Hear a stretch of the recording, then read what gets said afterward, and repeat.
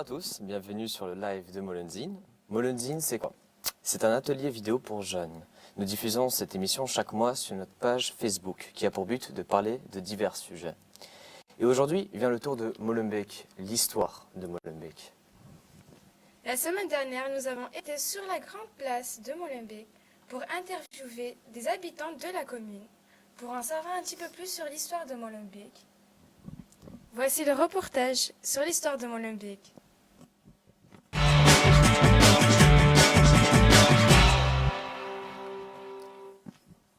Bienvenue aujourd'hui sur le deuxième live de Molensin. Adam va expliquer le reportage d'aujourd'hui.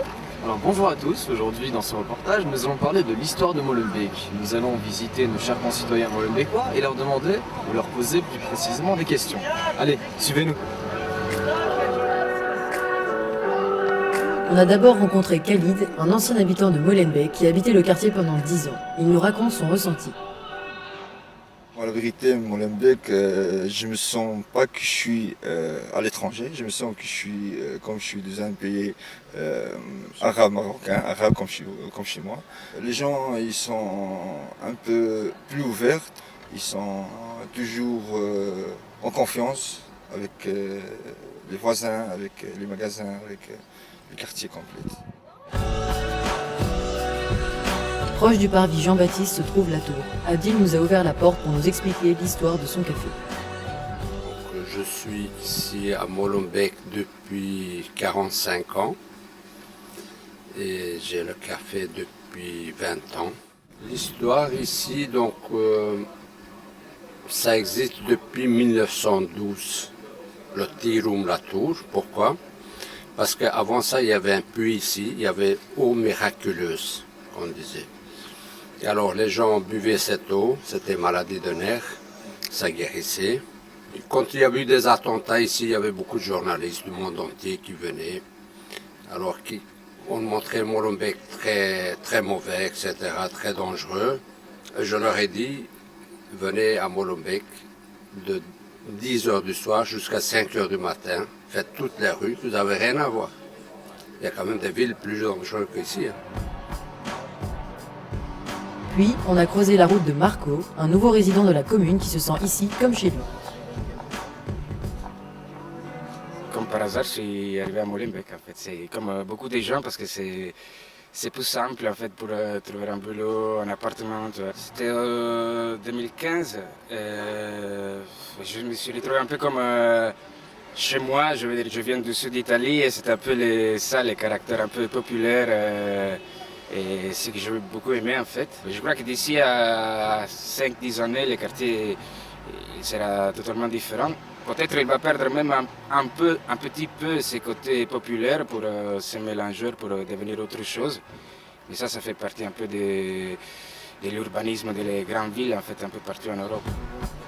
Juste derrière la place communale, on s'est retrouvé rue du Prado, une petite rue piétonne remplie de magasins. Leïla et Hakim nous en disent plus sur leur commerce. Mon commerce à moi, il est tout jeune, parce que je reprends sur mon papa, qui est là, lui, depuis très longtemps. D'accord. Depuis combien d'années? Il a commencé dans la rue de Riboucourt il y a 38 ans. Et puis il s'est installé à Chaussée de Gand après, et ici à la rue Prado. À la rue de Riboucourt, c'était très le voisinage, le quotidien, les gens de tous les jours. Alors qu'ici à Chaussée de Gand, c'est beaucoup des gens de passage, d'Allemagne, de France, d'Hollande et tout ça, voilà. Depuis 20 ans, ça a changé.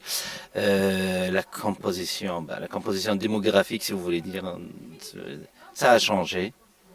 Il y a plus d'étrangers et plus diversifié qu'avant. Molenbeek, c'est un quartier toujours vivant. Il y a toujours, il y a une vivalité, il y a de l'ambiance à Molenbeek. Surtout ici dans le quartier ici. Hein, et on assiste presque quotidiennement à des blagues. Eddy nous a accueillis dans son salon de coiffure. Présent depuis des années, il est nostalgique du passé.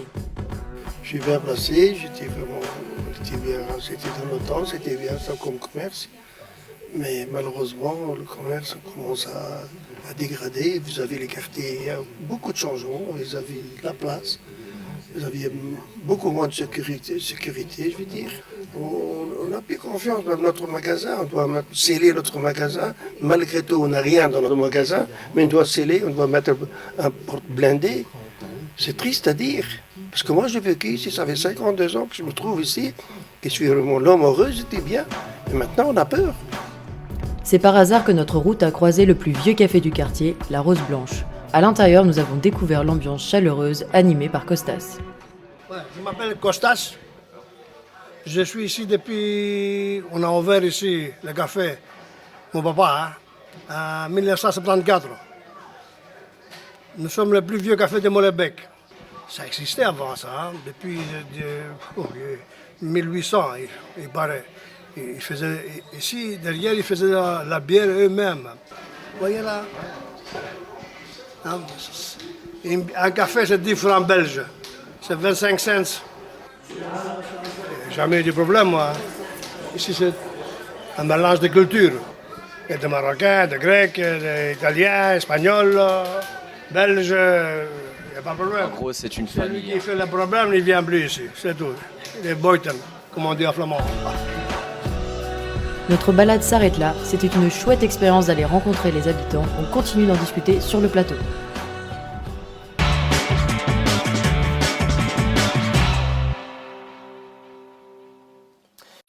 Ok, Doha, j'avais une question à te poser. La semaine passée, lors du reportage, tu t'es senti comment avec les caméras, avec le micro? C'est quoi en fait tes ressentis?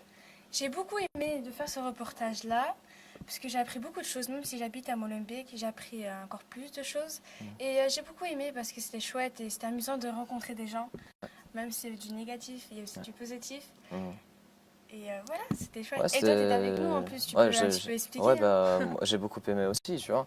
Genre, les habitants sont assez ouverts à Molenbeek, je trouve, comme par exemple le coiffeur. Il avait des propos négatifs et il les partageait comme ça. Et cette diversité de propos, je trouve ça juste merveilleux. Tu vois, c'est très plaisant de voir des personnes aussi ouvertes à Molenbeek. C'est vrai. Donc voilà, maintenant, on va faire place aux invités.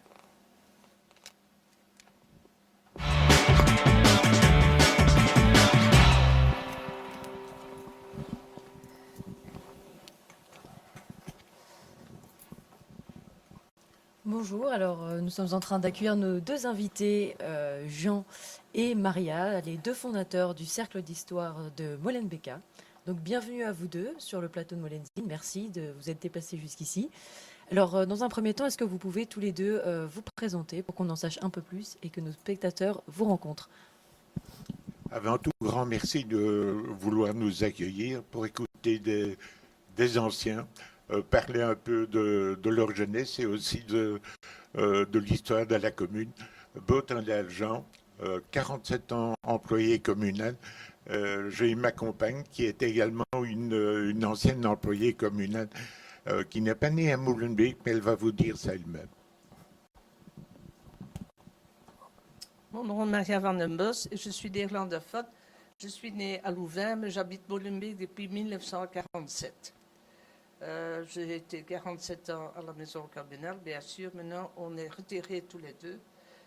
En 2000, Jean a fait ce cercle d'histoire pour pouvoir regarder l'histoire de cette commune.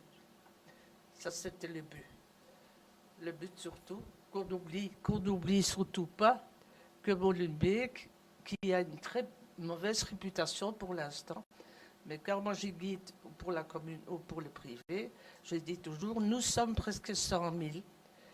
Et prenons qu'il y a 500 personnes qui sont des bandits ou des voleurs, il y en a quand même 99 500 qui restent, qui sont des gens pratiquement honnêtes, travailleurs.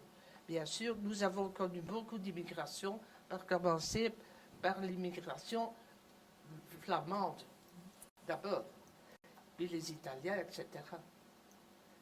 Dire que les Molenbeekois sont racistes, on dit surtout que les seniors sont racistes. Or, moi, je fais partie d'un groupement de seniors. On va sur les autres questions, si ça ne vous dérange pas. Des seniors, mais bien sûr, il y a des personnes âgées qui pensent qu'il y a trop d'immigrants à Molenbeek.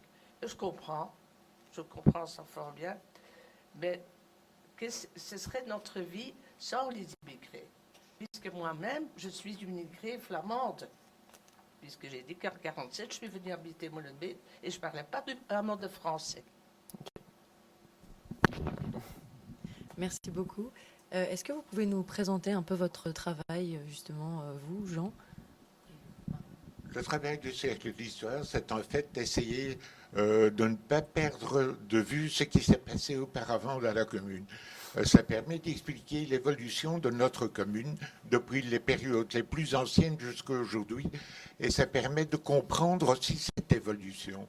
Pourquoi on en parle, pourquoi on tient aussi à rappeler ces événements anciens qui sont importants pour comprendre ce qui se passe aujourd'hui. Je donnerai un peu plus d'informations concernant l'immigration tout de suite. Alors justement, à propos de Molenbeek, quel type d'activité vous proposez? Est-ce qu'il y a des activités pour les jeunes, comme ce qu'on est en train de faire actuellement ici? Les activités de Molenbeek sont ouvertes à toutes les personnes, quelle que soit leur culture, quel que soit leur âge.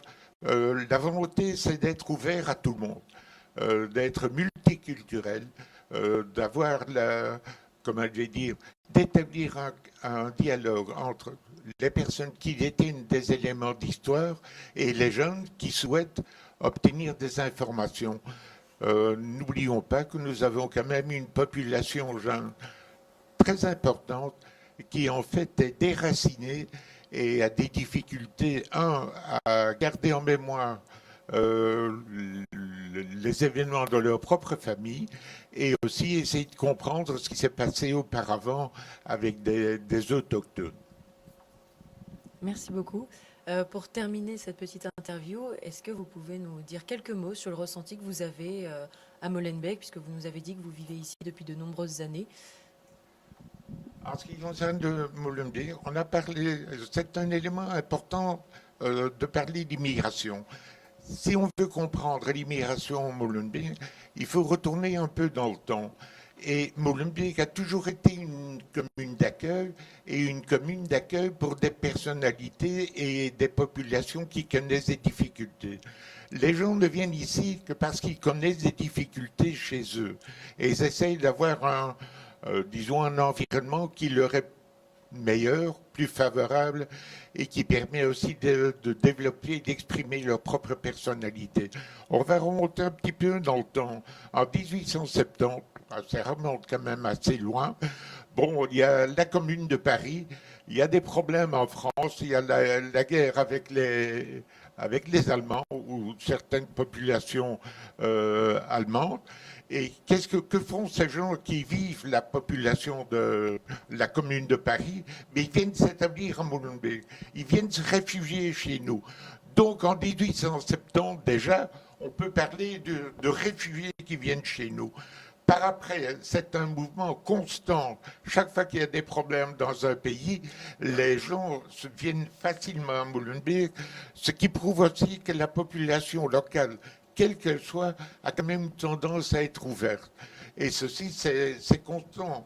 On a eu les événements de 14-18, on a eu les événements de 40-45, mais des populations de l'Est de l'Europe sont venues chez nous parce qu'elles connaissaient des problèmes dans leur propre pays, au point de vue des guerres qui se passent partout.